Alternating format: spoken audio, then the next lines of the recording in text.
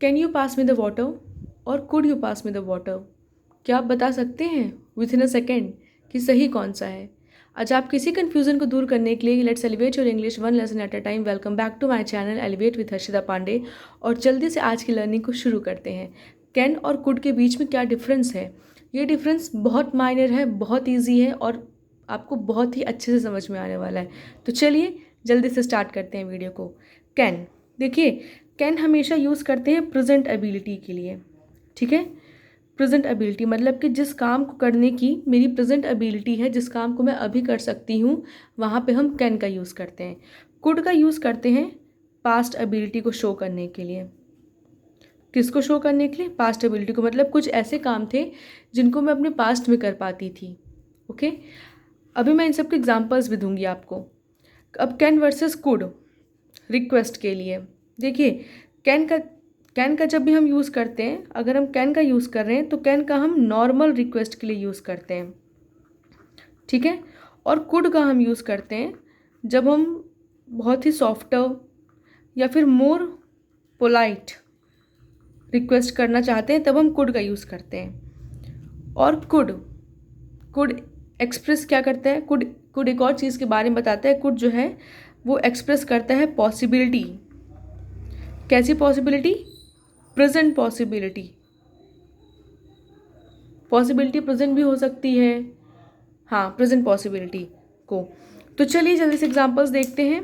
Can का present ability, देखिए present ability के हम एग्जांपल दे सकते हैं, like I can speak English, ठीक।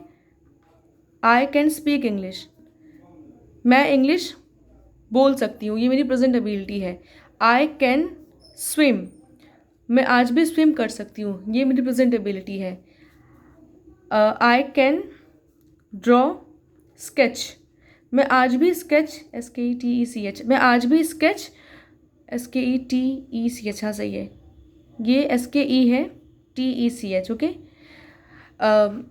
आई कैन ड्रॉ स्केच, मैं आज भी स्केच ड्रॉ कर सकती हूँ। तो ये क्या है? देखिए कैन हम हमेशा यूज़ करते हैं जब हम प्रेजेंट एबिलिटी की बात करते हैं, वो काम जो कि मैं आज भी जो कि जिस काम को करने की मेरे अंदर आज भी एबिलिटी है। जैसे मैं आज आई कैन स्पीक इंग्लिश, मैं इंग्लिश बोल सकती हूँ, मतलब इंग्लिश, मतलब मैं एक इंग्लिश कम्युनिकेटर हूँ, मैं आज भी इंग्लिश परफेक्टली बोल सकती हूँ।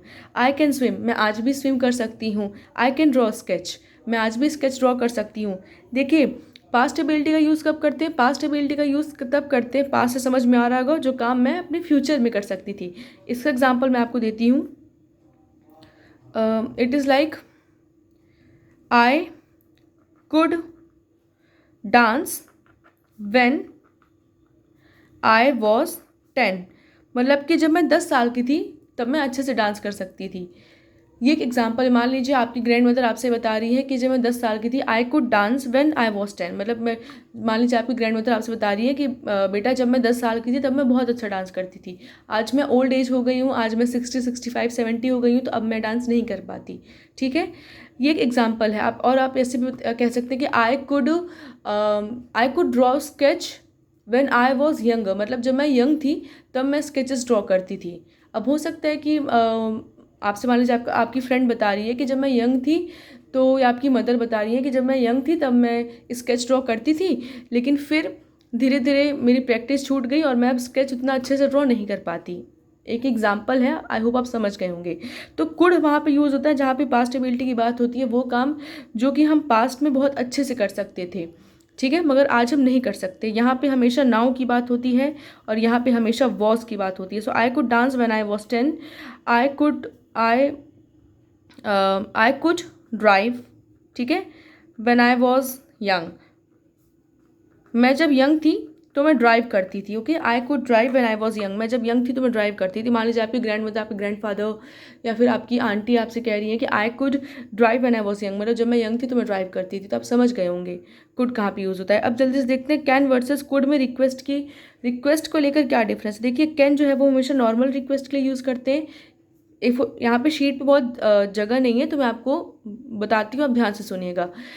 नॉर्मल रिक्वेस्ट हो सकती है, can you call me later, okay, can you call me later, can you give me your book, अब देखिए, अब पोलाइट रिक्वेस्ट क्या है, मोर सॉफ्टर रिक्वेस्ट के लिए आप कह सकते हैं could you please open the door, I am feeling suffocated.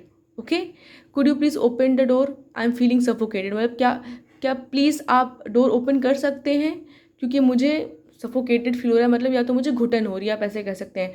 Could you please open the window, या फिर आप कह सकते हैं could you please help me with this bag. मान लीजिए आप कहीं जा रहे हैं और आपके पास, आप रेलवे स्टेशन पे, बस स्टेशन पे, और आपके पास लगेज ज़्यादा है, तो आप अपने किसी फ्रेंड से या किसी भी स्ट्रेंजर से कह सकते हैं could you please help me with this bag. ठीक है, तो जब हमें एक तरीके से, मान लीजिए जब हम अपने mostly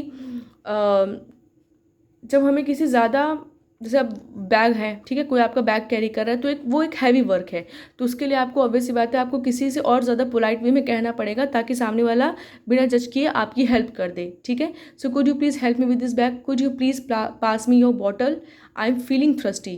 could you please pass me your water bottle, I am feeling thirsty, मतलब क्या आप मुझे प्लीज़ आप मुझे अपना वाटर बॉटल देंगे, या फिर मैं, हाँ मुझे प्यास लग रही है, या फिर मैं प्यासा हूँ, आई एम फीलिंग थ्रस्टी।